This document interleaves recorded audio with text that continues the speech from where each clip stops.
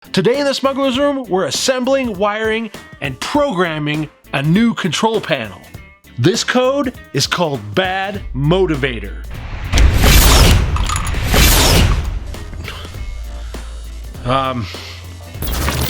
Wow, maybe we'll just write a code that makes the lights blink. Yeah, I think that might be safer. That's coming up.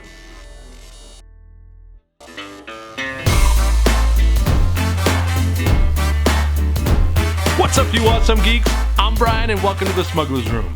This week, this chubby geek is going to roll on with part 2 of our south wall build of the Smugglers Room project.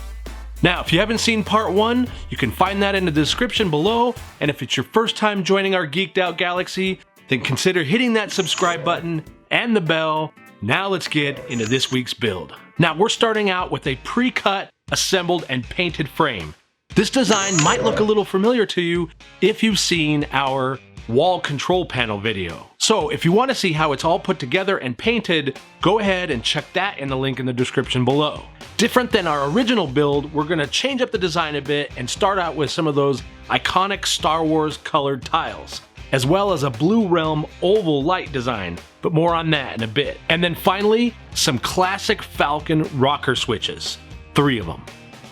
We also went to work adding surface detail to the panel, and this time around, I'm going to drill and bolt as many things down as I can. In the first version of the Smugglers Room, we used my body weight in hot glue. And in case you were wondering, that's a bantha load of hot glue. And not as durable as it turns out, as I thought. Next, we moved on to the mechanical section of this build. And here we have a bunch of really great looking Greeblies, all of which needed no paint or any other adjustment to make them fit in this section of the panel. And as a matter of fact, some of these parts actually move, which should be another level of interaction and a treat for guests to find and discover while they're here. We also have some openings in this design, and for here we want to add additional depth and texture to those areas. So we dug through all of our bin parts until we found some interesting items and then glued and bolted those into place. From there, we did more detail by layering in other items that hopefully in the end will be completely unrecognizable. The overall goal with this project is to completely immerse a visitor in the space so that every nook and cranny is filled with something different or unusual. And this will help take that person and transport them away and not feel like they're in a basement of a home. I mentioned in our Great Greeblies episode that heat sinks are amazing, and I just happen to have a pair that are perfect for this project and the space provided. In these large recessed areas was enough room to add a couple more oddities, and I'll let you determine if you can figure out exactly what these pieces are. One other element that can add a level of detail is layering. And in this case, we're taking old circuit boards that we stripped from electronics and placing them in and around the heat sinks.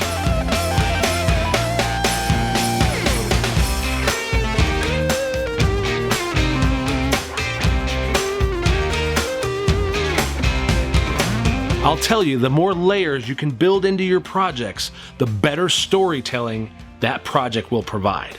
My outfeed table has a partial track system, and I can't tell you how many times I've used this in conjunction with working on a project. Now, when I rebuild this outfeed table, we are going to up our game when it comes to the track system, and I'll be taking you with me. Typically, when I install LEDs, I have to solder on a resistor. But in this case, these LEDs come with a pre-wired and built-in resistor. I am super excited about this because of the amount of time it's going to save me. Now, I'll put a link to these LEDs in the description below, as well as all the other materials that we use in this project. Okay, next we installed our Sparkfun Redboard, which is very similar to an Arduino Uno. Even the pins are mostly the same. And once that was all installed, we went ahead and wrote a simple program. Alright, to write the code for this project, I used the Arduino IDE free software, which is great because free.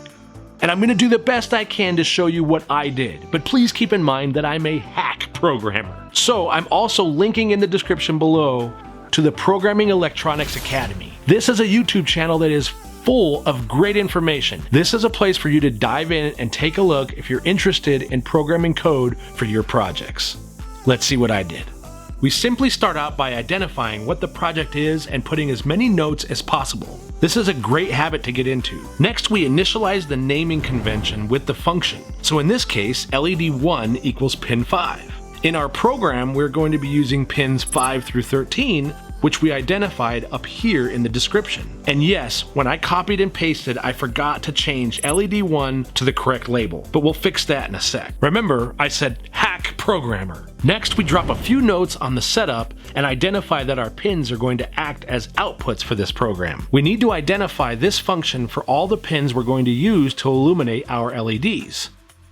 And finally, we can code the loop functionality, which is simply going to be all the LEDs continuously in operation for however long there is a power to the board. When we write the code, we indicate the function name is either high or low, followed by a short delay.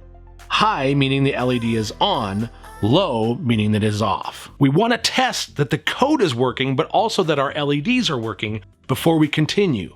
So we go ahead and upload our program, which is also called a sketch, and then we should see the results. If we did everything correct, all of our LEDs should turn on. And boom, we did it. Now to create an animation, a fancy way of saying make all the lights blink. We can copy our code and make changes over and over again. I've found that making 1 or 2 changes at a time is a better effect than changing everything at once. Subtly turning on lights and turning off lights seems to give a better effect. And if we're flashing everything all at once, we're likely to give our guests a seizure, which isn't the idea. I don't think. Then we upload our sketch one more time, and presto, we have animated LEDs. We also had to drill a hole in each of the 4 corners of the panel, and then transfer that pattern to the actual wall. This way we could drill and mount that panel to the wall and it was secure. And in case you were wondering if I figured out exactly how all of this is going to get installed once it's down in the room, I haven't. But I will. And now it's finally time for some weathering. Look away, Mom, it's about to get dirty in here.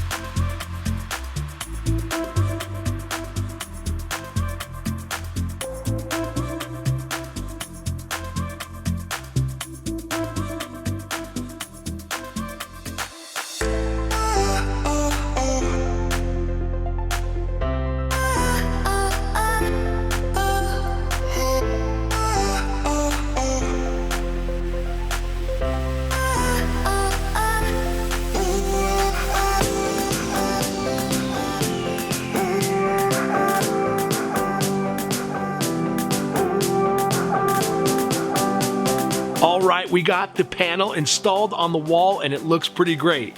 I'm excited with how this is coming along.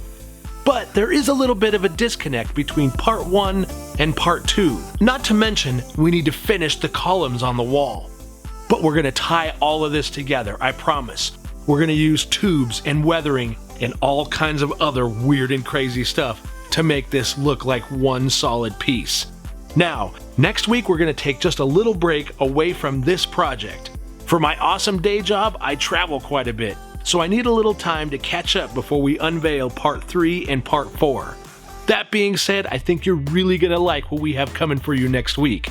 So until then, I want to thank all of you for watching, all the comments and all the interactions that you've done in all of our social media. We really appreciate it. And until I see you next time, keep building something out of nothing.